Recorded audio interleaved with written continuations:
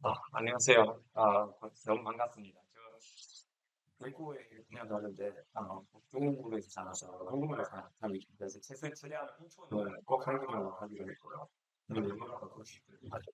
네, 저는 이제 처음으로 이제 대구 태어났지만 처음으로 이제 공산병원에 와서 너무 영광이고, 이번에 기회를 주셔서 너무 감사하고, 이제 특별히, 원장님한테 감사하고, 이제 미래에 콜라보레이션 하기를 이제 기대하겠습니다. So we'll switch to English. So, yes. So my title is actually the fascinating question in open in the book. My title is really inspired the the habits of five human diseases. And if I give you, like if I can give you a very scientific introduction of myself, I always introduce this way. So I'm genetically Korean. Right? I was born there. My parents 대구. My mom is 대구 출신. 그다음에 she also graduated from Kyungpook University. Yeah, so I'm really a 대구 in genetics. So, but and epigenetically Chinese. I'm sure all the doctors here you can understand. So I grew up there. So I speak Chinese much better than Korean. Yeah, and I also really embedded in Chinese culture.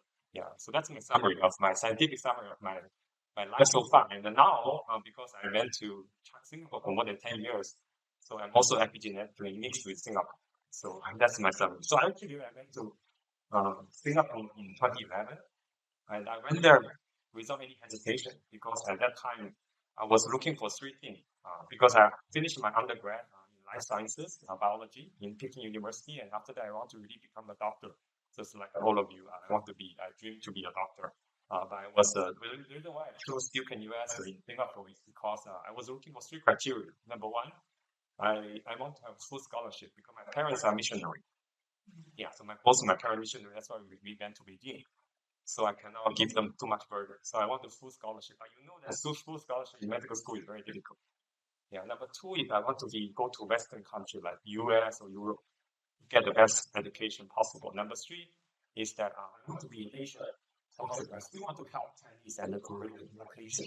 Yeah. So at that time, I was praying and I was applying this new school in Singapore called Duke University. So it's a joint program, joint medical school between Duke in the United States and the National University of Singapore. So it's called Duke and US. And they provide me full scholarship. And of course, one condition, yeah, I have to serve in Singapore hospital for 5 years after I graduate. So that's fine. Number two, they give me a US license, like a USMLE. I need to clear this. After I graduate, I got MD from Duke as well, so I can go to residency in the USA. So that's pretty good. Number three, Singapore. I want to introduce this one, Singapore. So 70% Singapore is actually Chinese. Yeah, so I can actually take when I go to the hospital when I was a resident, when I treat patients, 50% of time speak Chinese because those auntie uncle, the old people, they only speak Chinese. Yeah, so that's almost perfect. So I was praying for this to happen, and this is my dream school. So I went there. It was like high school. Yeah, so I went to high school. So I went there to be an MD student. So that's where I first met in Singapore. Then after that, I met his so-called Batman in the series. We call Professor Wang Fa. The reason why people call him Batman is because he discovered many viruses from bats. That includes Ebola in Africa, I'm sure you know. Hendra Nipah, maybe you don't know, in Australia, which killed 70% of the time. Yeah, very high mortality. Coronavirus, I'm sure you know, the SARS 2003 and recent COVID-19. All these coronavirus are originated from bats. Yeah, so this Professor Wang Yinfa came to Singapore in the same year when I started the PhD. He asked me this question, challenged me. Say, Mate, I'm sick of naming viruses because too many viruses to name, it's too bored. Yeah, he asked me, do you want to study together why bats host so many viruses and they don't get sick? Nobody answered this question before. So I was thinking, wow, this is exactly the question I want to ask because nobody asked before. Very novel, also very challenging. Yeah, I like challenge. So I say, why not? Yeah, that's why I joined him. So at that time, me and Professor Wang Yinfa, we become the first people who studied bat biology, not just the viruses from bats, but the bats themselves. Yeah, so that's my first. That's really important journey, part of my journey. So then after my PhD, after 4 year, I was wondering. So in Singapore, we have MD PhD program. I'm not sure whether in Korea there is an MD PhD program. So MD PhD is 7 year program. So 2 year MD and a 4 year PhD, then 1 year MD. So you finish with 2 doctoral degree, Doctor of Medicine and Doctor of Research. Yeah, so MD PhD. So I finished my PhD. I still have 1 year MD left. Right. But at that time, I have this one hobby project I really was really passionate about. My dream is to learn from bats to treat human disease, right? So I was thinking this project maybe can do that. So I couldn't give up. And everyone told me, including senior from residency and Wen Jiang, they say, Mate, if you graduate, no time to do research. Yeah. So sorry about it, but there's no much there's no much way to solve this problem. So they told me that that's the case, 100% no chance for research. So I said, okay, let me get another time. So I said, okay, I'll delay my medical school return. I will do another 2 years of research fellow, full time. I want to really give it the best shot and see how far this project can go. So that's my research fellow thing. During that time, I published, I filed 2 patents, and then I got the investment of $1 billion from US. Yeah, so that's very important. So I always say that sometimes you have to follow your passion, and sometimes you never expect what will happen. So that's my research fellow thing.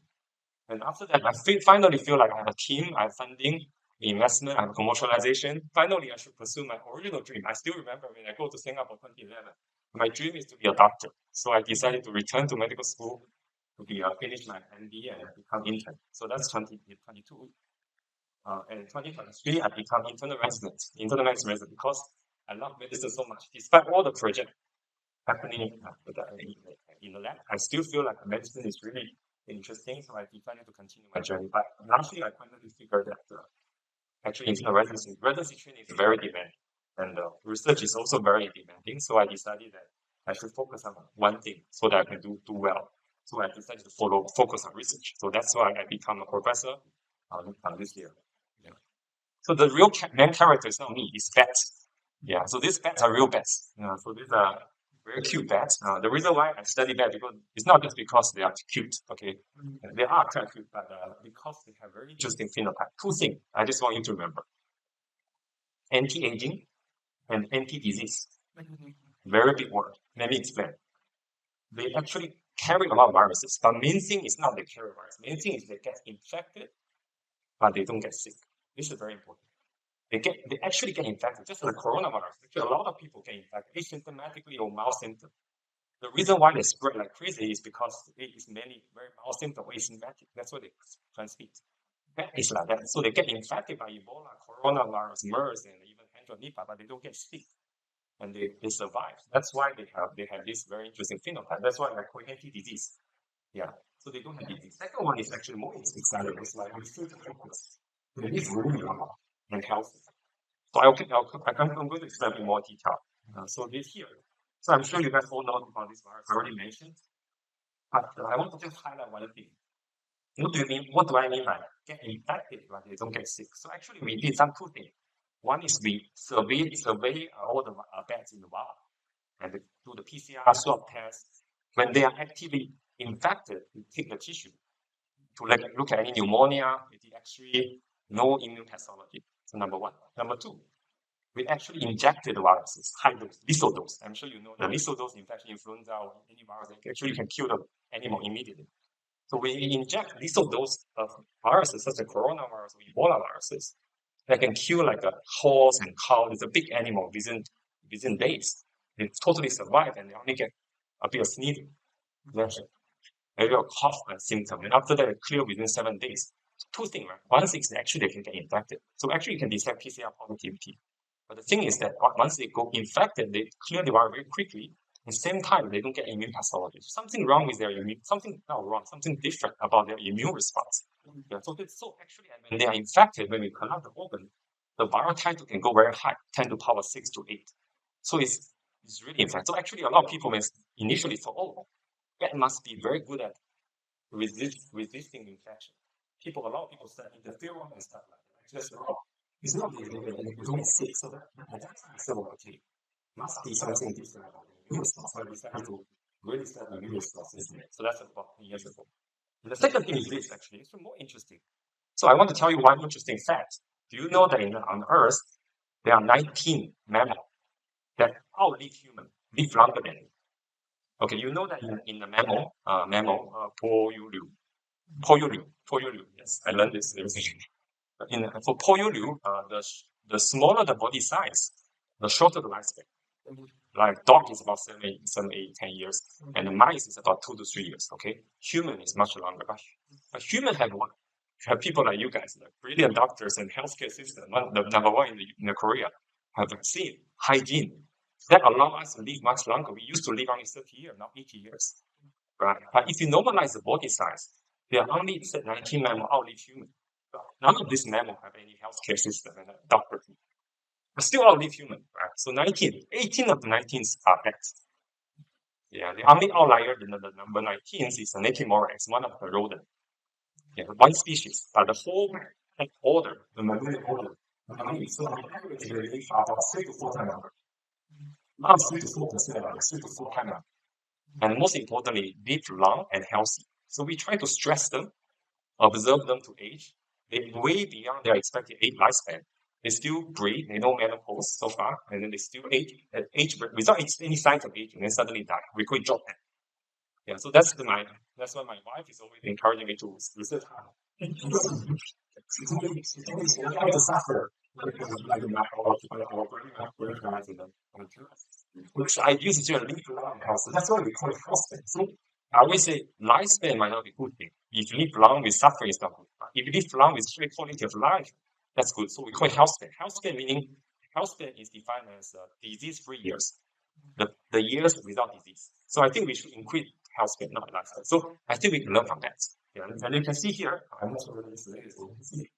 If you don't have the body size, nobody can body size. Most of it is around that here. So this is the result of observed lifespan over experiments. So observed lifespan 10, experiments 10 is 1. So you can see most of the levels of the 1 ratio, right? See all these facts, they're all obvious, very obvious.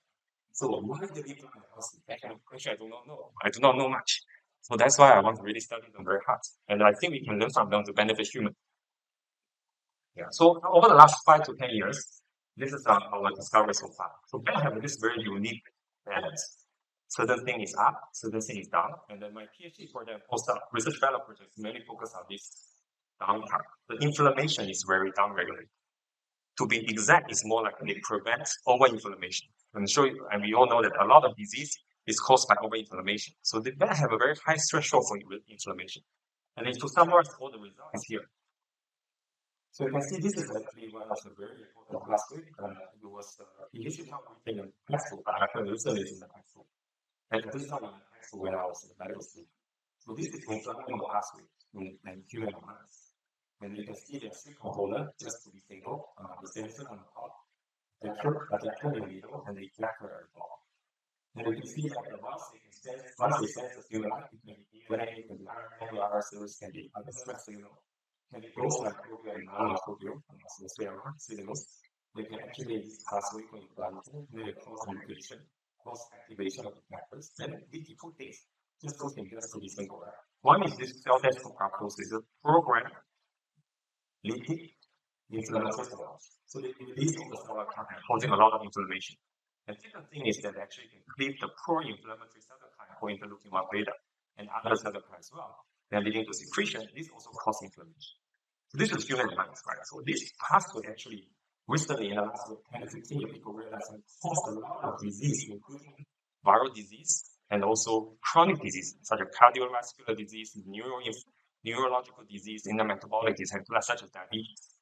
But in fact, what I discovered is that you can see so many mechanisms to dampen, reduce inflammation. You can see every cross is one mechanism we discovered. At the sensor level, there's 3 cross: protein, transcription, and genomic deletion. So all kinds of ways, right? At the adapter level, you have this negative regulator. But the effective is well, there's also mutation. So what I concluded is that this is very impressive. It's showing that they naturally evolve to dampen inflammation. And this leads to a lot of benefit. One is reduce disease or avoid disease in viral infection. Secondly, allow them to live a bit longer and also less chronic disease, such as all these chronic age-related diseases that we suffer when we are older. And most importantly is this one. Okay, I'll start with this one first. So this is my first project in my PhD. So what I did is I show all kinds of stimulators, activating stimuli that can activate this inflammation pathway. And what I found was that actually nothing happened. And I'm sure that some researchers here, the negative result is very depressing, and sometimes it's very frustrating. I want to share that this negative result is foundation of all my papers. So if I give up, I'm done. So this is very important. Sometimes negative result, your selection is that sometimes negative result can be fundamental discovery. You have all the controls. Make sure it's really, really negative result, not due to your technical error, right? Of course, that's very, I will not go into detail, but you can see that in a human, when you throw all kinds of stimuli, so this is the bacterial toxin, this is stress ATP, which is just a stress signal. You can activate inflammatory. You can see this is a very interesting, like small dot here. We call aspect. Yeah, so the aspect is right next to nuclear here. Is we call one sec here. So this is indication of protein. So this is indication of inflammatory activation.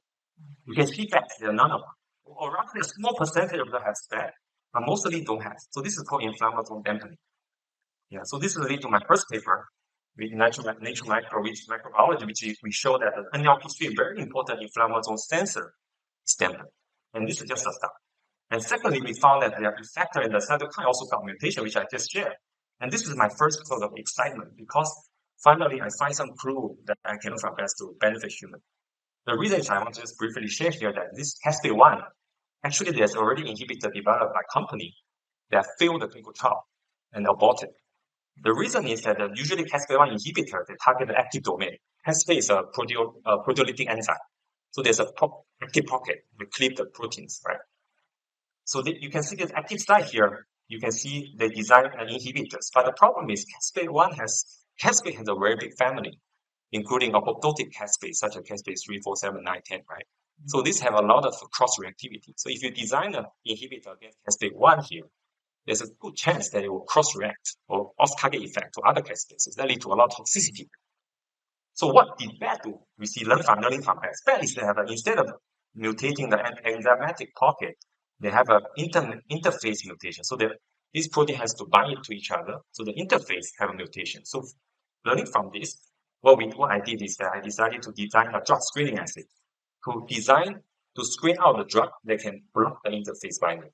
This is a new class of caspase-1 inhibitor. So this is collaborating with a company to screen the high throughput screening for this small molecule inhibitor for new class of anti-caspase-1 inhibitors. And then lastly but not least is the recent paper in 2023. This is something, actually this is the hobby project I mentioned at the start. This is one when I was at the PhD, almost given up. I decided to continue. And finally we filed patent and we published in Cell 2023 during my intern. And you can see that this is very important because BAT decided to overexpress this BAT-S2 peptide. They can naturally inhibit the AAC, the adapter. And I want to highlight one point here. Actually, initially, about 5 to 10 years ago, a lot of companies in the US, they invested billions of dollars to target NLP3 sensor here. They thought that the NLP sensor is very important for all the chronic disease. But at that time, people didn't know about the sensor. So they sequentially discovered. But actually, people realized recently that more than one sensor is important for disease, such as heart disease. Both NLP3 and NLP2 is important. For Alzheimer, NLC4 and NLP1 also important. So in order to really block the inflammatory, you have to block all the sensors. That's not very effective, right? Okay, another example. I'm sure you guys know that interleukin-1 beta here. There's actually already antagonist, interleukin-1 beta blocker antagonist in the market, and for IBD and other inflammatory disease. But those drugs are also limited because, as I mentioned previously, the IL-1 beta is only one of the downstream mediators. There's many other mediators, such as proptosis, that release a lot of cellular content, and also there's other cytokines such as interleukin-1, L18, and others. So in order to block this inflammatory pathway, you only block one mediator, interleukin-1 beta, also not effective. You have to block all the rest, right? So what I mean is that actually Two downstream is not effective. Two upstream is also not effective. So the most effective way actually is the first conversion of the signal, which is actually here. All the sensor has to go through AAC, the adapter. So if you have to design a drug, you should design a drug to target the first conversion of the signal. Then you can block all the activation, right? So that's how the BET did. The BET actually evolved to express this highly potent negative regulator, S2. So based on this discovery, what we did is I found a patent to target the AAC molecule. So we designed small molecule inhibitors, peptide nanobodies to target the AAC and develop that as a new class of anti-inflammatory drugs. So that was my very exciting hobby project. And after that, during COVID-19, I had not any interest in any commercialize. And I just want to show two quick results. So what we did is that we put this S2, the peptide, into the mice. We call it peptide mice, which is basically expressing the PET S2. And you can see when you express that in a transgenic mice, you can see that the inflammation reduced significantly, right? In terms of the immune cell infiltration and also cytokine. So in this case, we are using the glass crystal, molecular that called stock In another case, we did a lethal viral infection. So we inject lethal dose of influenza A virus that can cause 100% mortality in a mouse. But when we infect this mice with S2, you can see that mortality reduced by 50%. So basically, this test also can reduce the mortality of the viral infection. And the most important and interesting effect, I can show you this one. You can see that this effect is actually dependent on reduction of the inflammation here, but without changing the viral titer. Meaning viral infection is not affected. This is exactly how BET did their work. So they actually reduce immune modulation, not modulating the viral infection. So you can see that actually viral infection is not affected, but immune response reduced. That leads to reduced mortality and improved clinical outcome. Yeah. So this is the discovery, main discovery. And thankfully, during the COVID-19, despite the coronavirus outbreak, we are able to get the interest from New York. This is a venture capital company. They raised $100 million to buy this patent, and they want to do R&D for us.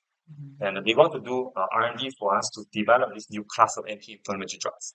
So they both. So I'm very happily sold the patent to them because I was doing residency and I don't have time to spin off. And they have all the resources to do the R&D. I have no experience, so I was very happy. And I didn't know that they would take so seriously. They took it so seriously. They want to use an entire funding to do the R&D, and they are going in phase contract to do the clinical trial next year. And during my residency, I was very excited about this project. So I sell this project to every senior resident and consultants, and I managed to start a collaboration with the patient sample. So I'm sure you guys are all very familiar that neurological disease such as Parkinson and Alzheimer have a neuroinflammation. Actually, this neuroinflammation is also driven by inflammation. So I started to take patient samples of Parkinson from National Neuroscience Institute in Singapore. We start test for proof of concept using our prototypic drugs. And also heart disease, the atherosclerosis that drives ischemic heart disease and the stroke also are driven by inflammation. In terms of the atherosclerotic plaque progression, it's driven by related inflammation. So actually, we are testing that also in patient sample from the people who went through the coronary artery stenting, and also cirrhosis, and lastly but not least is the dermatological inflammatory conditions. And also related, we develop imaging tools and biomarkers for anti-inflammation projects. And I just want to share one example about this project is that during my residency, I rotated the gastroenterology and the hepatology department. And one day, my senior consultant called me saying that, Mate, this patient is dying. But the whole department have no idea why. And this patient actually have this PBC, primary biliary cirrhosis. Very, very stable patient for 2 decades on very low dose immunosuppressive. Very good friend of this consultant. It's a lady, very nice lady. But she had this COVID infection, like asymptomatic, PCR positive, but no symptom. But after that event, she started to deteriorate rapidly. Within 4 months, she died. She didn't even make it to the transplant. The key thing is the patient hospital did all the tests, biochemical marker, hematology marker. None of them looks weird. It all looks not so no red flags, right? Looks okay. So they call me. She called me at the middle of the night because she said, Mate, I did some Googling, right? So PBC and inflammasome are related. And the COVID-19 inflammasome also related. Then she asked me, do you think the inflammasome maybe drives the process of this deterioration? Maybe there's some synergy and interaction causing the vicious cycle of cytokine storm and eventually patient die. Maybe we cannot pick it up by using our current diagnostic.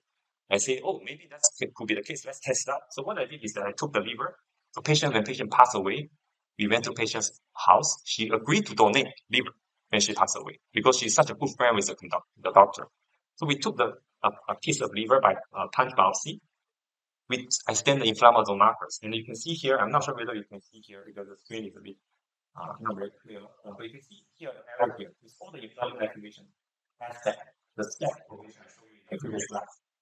80% of hepatocytes are activated by inflammasome. 80%. But the thing that we asked ourselves is that why we cannot pick it up? Because we don't have a good diagnostic tool for driven inflammation. So what we did is actually another thing you can see that is in a patient plasma, the inflammasome, I can show you this aspect, right? This aspect actually can overflow into the plasma and we can detect in the plasma as well. So based on this, we got very inspired that I was thinking, why not we design a PET-CT to design a probe to target the inflammasome, and we can use PET-CT to monitor inflammasome activation status in the tissues in the human. Then this patient actually can pick up earlier. Then if you have a good drug against inflammasome, you can save this patient. So this is some very small story we published last year, but I feel very inspired, and I feel like this is some significant meaning to continue this project. And during this process, as I mentioned, inflammation, viral, antiviral disease, all these are very exciting. But as I mentioned, that the anti-aging is even more exciting. But I feel like for me, as a small scientist or clinical scientist, it's too difficult to study anti-aging, too big. But luckily, we had this opportunity to apply for the European grant. And we luckily got this grant because in Singapore, we have this bat colony. We can breed the bats, we can do experiment with bats, and no European and US institute have it. So they actually approach us and apply the grant together to study why bat live long, why bat have this anti-aging phenotype. So we got this grant 12 million, and then we studied this grant last year. So this allowed us to start the anti-aging project as well. Yeah, I think I'll skip this. So this is present. So actually, for my future, I have 3 aims. So I want to study why bats live long and healthy, and we believe that this inflammation is just one of the small secrets. The reason why I say that is that when I make these transgenic mice have this BAT-S2 gene, they do live 5% longer. But as I mentioned, bats can live 3 to 4 times longer, so 300% to 400%.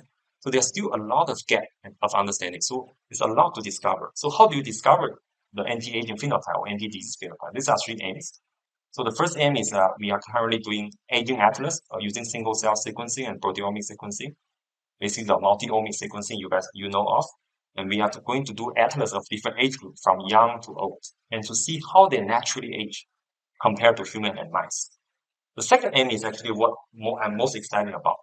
So as I mentioned, bats do not get disease easily, right? So for most people, we study translation, we use mice and primates. We always develop this kind of disease model, like cancer models, cardiovascular model. But in bats, I call it disease-free model because no matter how you stress them, they don't get disease. So this is actually opposite to what people do. But when you develop disease-free model in bats, that open up new avenues and new way to discover new drug targets. Yeah, so this is a disease-free model. So you have a lot of disease you can study. Last but not least, we found this very interesting trilogy, which I will share a little bit later. So one thing I did for sort of proof of concept, just to share with you, still very confidential, is that how do you stress the bats? So I want to show you what we can do in Singapore. So you know that in mice or in human, if you eat high sugar, high fat, you will get diabetes and obesity. So I say, why not we test out in bats? So I designed this McDonald's of bat version of McDonald's, 60% fat, like high fructose and high glucose. These are very unhealthy diet. So I designed this for bats and I feed the bats. And then what happens is that, this is not very clear, but you can see the mice, you can increase weight gain week by week. The bat have no weight gain. And there's no diabetes. If you test the insulin and glucose, the fasting glucose and the fasting insulin is normal. And what I did is like a little bit cruel. So what I did is that actually I put the bats in the small cage. No exercise, no flight, cannot fly. Because too much exercise, if you eat McDonald's every day, but if you run marathon every day, you will not get diabetes anyway. So what I did is something very extreme. So I do not allow them to fly, no exercise, eat more than mice every day, still they don't get fat. So why? I don't know, but I want to study why. So this is just one example. We can do diabetes models, obesity model, fatty liver model, heart failure model, neurodegenerative model, and many others. So this is huge potentials, but a lot of things to do. Another thing that the last aim I want to share is that this is a trilogy.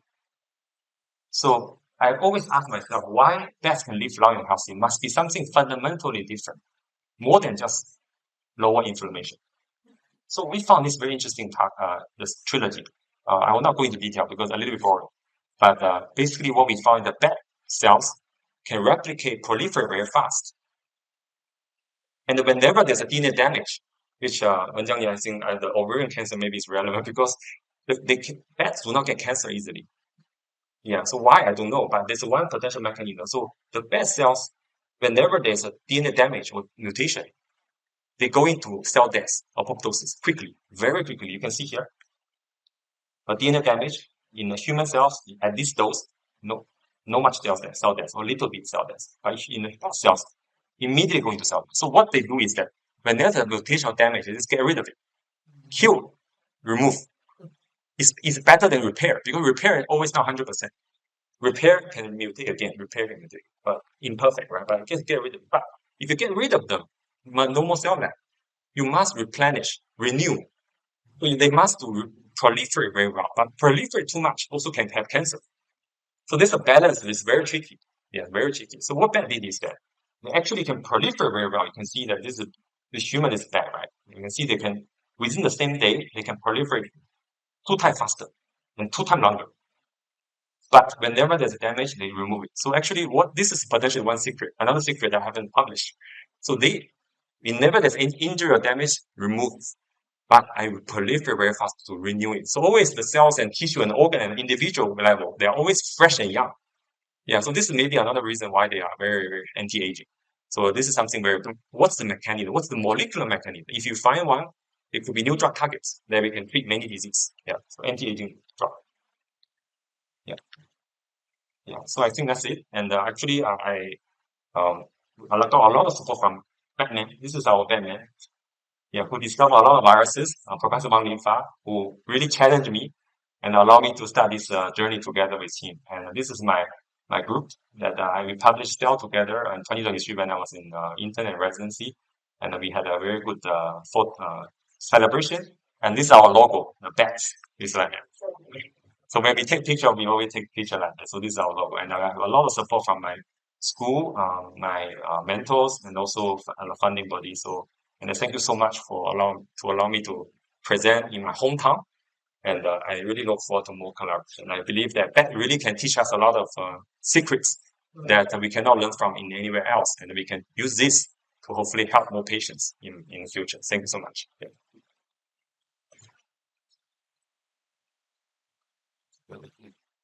Is it Q&A or? Oh, I could hear you. 저는 어제는 지금 같은 줄 알았습니다. 그러니까 대신에 잘 읽어봤습니다. 혹시 질문이 있으실까요? 네, 그거는 맞는데 지금 전공 주신 분야가 아니고요. 좀 로봇이 질문을 하나 드리겠는데, 그래서 만약에 일단 연산이 진짜 마취를 통해서 무엇을 내가 이 상체를 마취들이 인간적인 이걸로 될수 있는 길죠. 그래서 만약에 마취 생각할 수 있어요. 아마 지혜로운 분들은 마취가 사람이 하는 그 환경, 당시 목공이 낮을 때 생각하는 이상한 길이라는 걸 생각했는데 그 중요한 현실에 그 유전자의 영역적인 걸 인간에 적용하는 것이 굉장히 관여한 게 괜찮아요. very good question. 그 한국말 먼저가 될 거예요.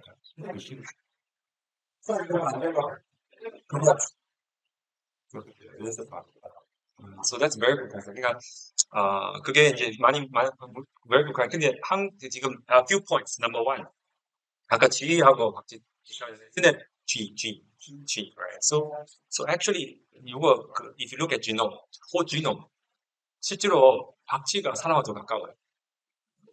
G가 더 멀어요. 근데 지금 보기에 in Chinese we say 연북한 그러니까 don't look at appearance. 맞죠. 사람도 똑같은데. 근데 실제 박쥐는 그냥 윙이 있는데 실제로 organ 제가 dissection 할 때 똑같아요. 또 genomically 내가 compare 할 때 실제로 더 가까워요. 그러니까 이제 translation 할 때 실제로 저는 my arguing is that it's much better to translate from bats to human than mice to human. Point number one. 개하고 박쥐가 많이 가까워요. 캐니버하고 앙듈러, 타오 있는 거. 마이스 실제로 훨씬 멀어요. So number one. So number two is that a very good point. 실제로 제가 hypothesis, 왜 박쥐가 오래 살고 그게 중요하잖아요. 근데 지금 I can never prove it. 이거 정리할 수 없어요. 왜 그러니까 evolution, adaptation 이런 거는 할 수 없잖아요. 실험은. 근데 우리 아이디어는 교수님하고 생각 조금 틀려요. 그게 very good point. adaptation to environment 그게 중요한데 제일 중요한 거는 박쥐가 포유류 중에 유일하게 달 수 있어요. 저희 오늘 시간 없어서 얘기를 못했는데 그게 제일 중요해요. 왜 그러면 환경은 다양해요. 로던도 진짜 안 좋은 환경도 많아요. 근데 나는 포유류는 박쥐밖에 없어요. 그게 제일 중요한 이유가 fly 할 때 heartbeat 1,000 times per minute, temperature 40 degree, septic shock 하는 patient 40 degree가 몇 시간 동안 오래 날 수 있어요. Every day. 실제로는 한국 사람이면은 heart failure, hypertension, inflammation, septic 죽어야 되는데 근데 스페이스가 서바이벌 했어요. adaptation. 그러니까 서바이벌 게임 했어요. 서바이벌 게임. 근데 플라이트를 어댑트하기 위해서 서바이벌 하는 박쥐가 할 수 없이 많은 걸 고쳐야 돼요. 많은 걸 조정해야 돼요. adjust. 조정해야 돼요. 그 조정 중에 inflammation도 조정해야 하는 이유가 이 많은 스트레스 안에 inflammation is crazy. must bring down. 그것 때문에 서바이벌, 그러니까 운이 좋은 게 아니에요. 서바이벌 게임. 근데 서바이벌 중에 이런 과정 중에 luckily healthy and long life span을 되는 거예요. 그 다음에 마우스랑 질병 걸리고 이게 secondary예요. 그렇기 때문에 저 생각에는 이제 그래서 박쥐가 이제 헬스케어 없어도 오래 사는 이유가 그게 제가 number two, number three point 교수님 얘기하는 how to apply in human. 그러니까 실제로 인플라마돈 약을 개발 10년 됐어요. billions of dollars. 그러니까 그게 이제 박쥐에서 그다음에 쥐에서 그다음에 프라이메이에서 실험했는데 a lot of potential 있어요.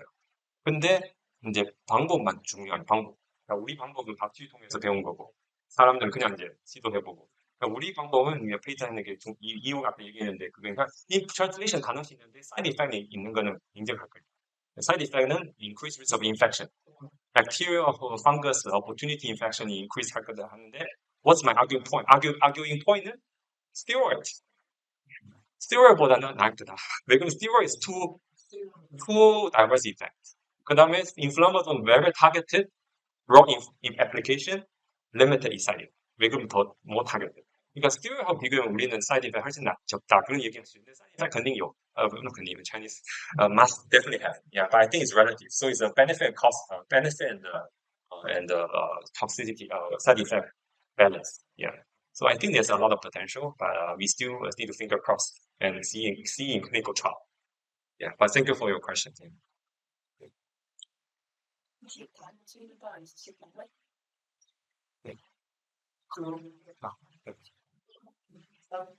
자전에 깨끗 한번 손수 있어요. 네. 오토파이브가 자전을 버리는데 예를 들어 서바이벌 캠.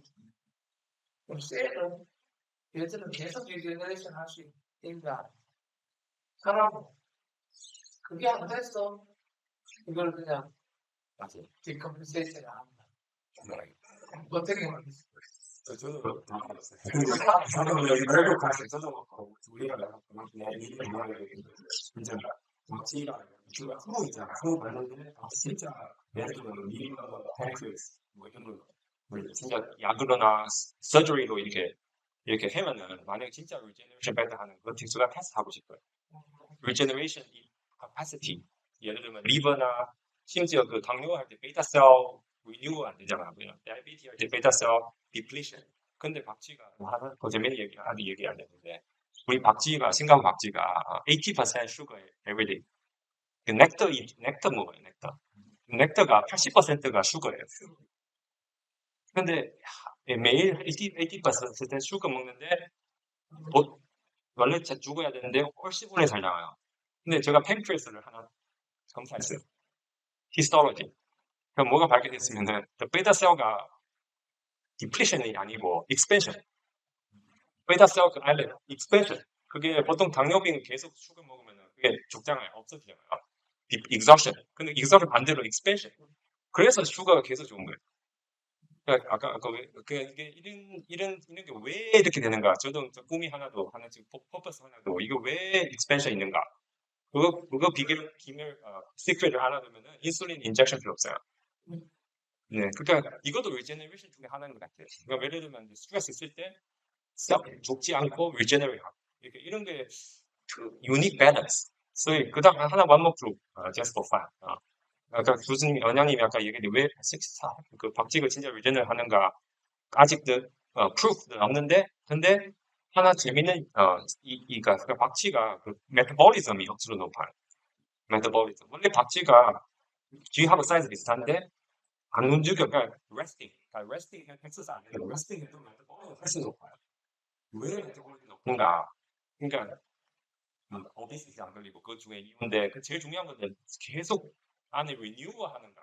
or maybe always ready for renewal. Whenever there's injury, 막 immediately renew. 이게 상태가 있는 것 같아요. 그러니까 그게 아직 다 my hypothesis. And I want to test it out. Yes, in the near future. Yeah. Yes.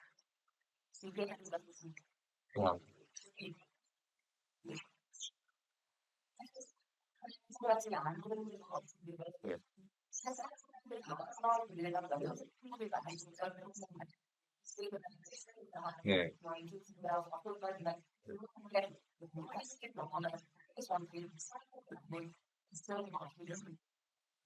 네. infection 후에. 그래서 question. So, 네, 맞아요. 그게 inflammation이 reduce해서 네, 우리가 이제 infection 한 다음에 이제 lung 검사할 때 immune cell infiltration이 훨씬 별로 없어요. 왜 그럼 inflammation이 없으니까 immune infiltrations 그다음에 damage 그게 훨씬 much reduce. 그러니까 근데 immune cell가 그 neutrophil, monocyte, macrophage 이런 게 다 population 다 있어요. 있긴 있는데 frequency도 비슷해요. frequency 비슷한데 reaction 안에 molecular response 그게 많이 들려요. 우리도 그냥 시작했어요. 그냥 inflammation 그냥 하는데 많은 것 같아요. neutrophil function 뭐 이런 거 같이 연구 별로 못했어요. 네, 엔티바이러스도 하고 막 다른데 아직 안 액티브 인플렉션 이런 거 다 여기서 아직 시도도 못했어요. 그러니까 제가 얘기한 거는 이제 포텐셜가 너무 많아서 이제 cardiology, regeneration, 그다음에 cancer, 뭐 neurodegeneration 이게 당연히 a lot of potential. 그러니까 그래서 이제 저도 이제 진짜 포커스 해야 되고 collaboration 해야 된다. 분명히 a lot of secret는 지금 제가 있는데 생각 잘 됩니다. 그걸 잘 모르는 제가 마음에 꼭 열심히 연구하면 뭐 나와요. 근데 어떻게 연구하냐? 어떻게 연구하고 어떤 스트래티지를 연구하고 어떻게 컬러에서 연구하고 어떻게 최대한 빨리 스마트하게 발견하고 그게 제가 뭐냐? 포커스. Yes. 그럼 그래서 뭐 인포메이션 발견해서 세포들이 많고 데이터셋 없이도 막아야 되잖아요. 그러면 이제 프레시가 많으면 필연적으로 뮤테이션 굉장히 있고 뮤테이션 경우에 따라서 그 뮤테이션을 생각이 생각을 알릴 수 있는 이유일 것 같은데 그쪽으로 혹시 혹시 우리나라에서 그런 게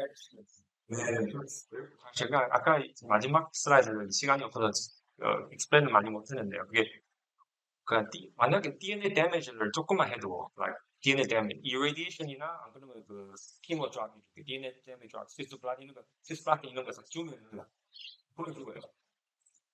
오빠를 within hours, within I think Harvard open for hospital. Any more rest of the very time, still never rest the guy. Go 그 빨리 셀 culture 있어. 아직 인비보 안 했어요. 그 다음 next step. 네. 그거 하고 싶어요. 왜냐면 그거 진짜 인비보도 해야 돼요. 그래야지 이제 프루프할 수 있어요. 근데 인비트로 이제 셀에서 보면 제가 한 10개 드락을 썼어요.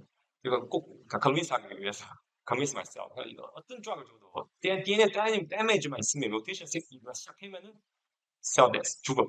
없어져. 네. 맞아요. 없어지는 거야. 데미지 없어지잖아요. 다 없어져요. 그 다음에 proliferate 이제 리뉴하는 그런 게 좀 expensive, metabolically expensive 하겠죠. 이게 expensive 한데 그 maybe is smarter. 이게 더 철저한 것 같아요. 제 생각에. 네. 그런 인비보하고 또 캔서 분야에도 여러 가지 그냥 some example. 진짜 박쥐가 캔서 안 걸리는가? 그건 사람들 다 이렇게 얘기하는데 아직 프루프가 없어요. 그냥 제가 하고 싶은 거 하나 가능하면 시간이 있기 때문에 그 irradiation 하든지 막 진짜 캔서 인듀스 해보려고. 넘버 원. 넘버 투, explant. 그 캔서 explant. 근데 저는 생각에는 그 prevention of cancer도 하나고 두 번째 clear or maybe coexist. 아까 원장님이 coexist 하는 그런 방법도 있을 것 같아요. 그래서 저는 그 캔서를 박쥐에 넣어서 관찰할 거라고. clearance. 그러니까 그것도 아직 안 해봤어요. 그냥 이렇게 다 할 수 있어요. 가능한. 네, 박쥐만 있으면. 네. 너무 잘 들었습니다. 감사합니다. 제가 궁금한 것 중에 오토코스 같은 경우는 바닷속에 들어가면 체력이 나지 않습니까? 수온이 낮으니까 알레르기 내게증이 일어나면서 그러면 알레르기 단백질로 갈라지고 구조가 스트럭처도 갈라지고 그래서 알레르기 팀을 그래서 돌아다니면서 스트럭처도 그런 그래서 그런데 전문가보다 이 보호막 통증이 주고 하셨습니다. 말씀하신 것 중에 제가 아직 그래서 그런 어린 상황에서 어떤 많은 일이나 그런 생각을 위해서 그런 렉처스 같은 게 그런 게 있는지 Very good and specific question. 근데 아직 그런 연구는 아닌데요. 근데 그 temperature에 제가 한 one comment. 저도 원래 우리도 처음에는 temperature 혹시 박쥐가 이제 자주 fly 하니까 40 degree 하면 좀 쿠킹처럼 맨날 계속 보이하면은 지금 바이러스가 없어지잖아요. 근데 그래서 우리가 케이지를 만들었잖아. 케이지를 만들어서 fly 못하게 40 degree도 못 가고 그래도 질병 안 걸려요. 그게 그러니까 저 생각은 지금도 프루프 없는데 my hypothesis flight, temperature 이런 게 다 중요해요. adapt 할 때, survive 할 때. 근데 지금은 다 genetically 벌써 adapt 했어요. fly 필요 없어요. fly 안 해도 temperature high 이런 거 필요 없어도 오래 살고 오래 건강해요.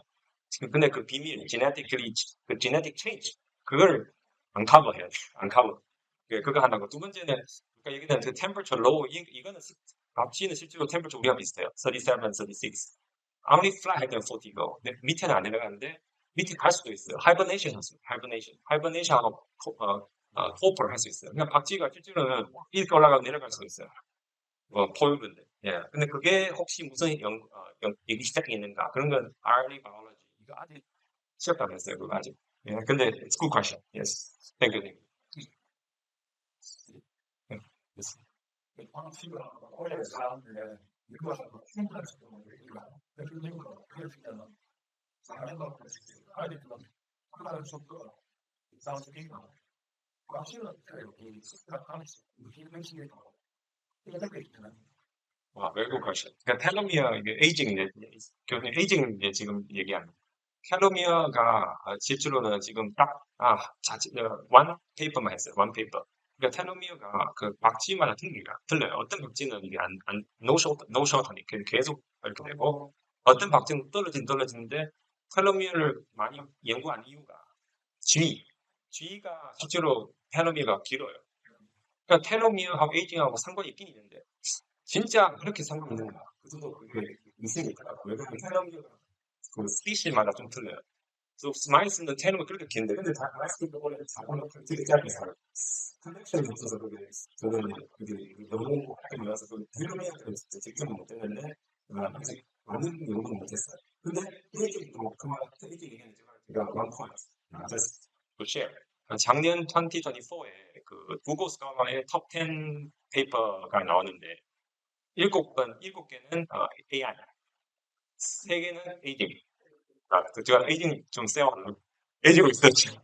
그러니까 에이징이 popular 하는데 그래서 작년에 제일 highly cited I recommend you to read 그러니까 highly cited 에이징 페이퍼가 세어에 나오는데 그게 12 hallmark of aging 그러니까 이게 에이징의 제일 중요한 hallmark 그 feature 그게 summarize 했어요. 근데 그게 원래는 10개나 8개인데 expand 했어요. 그럼 지금 사람도 몰라요. 에이징이 텔로미어가 중요한지, 인플레이션 더 중요한지, RNA 바이올로지 뭐 중요한지, 셀 커뮤니케이션이냐, 그럼 마이크로바이옴 뭐 이게 실제로 노앙스.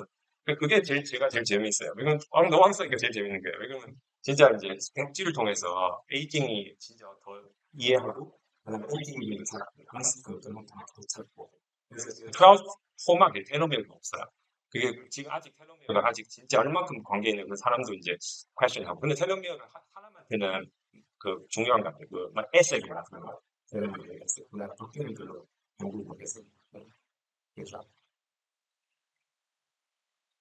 더 이상의 질문이 없으시면 노리트 마시도록 하겠습니다. 네.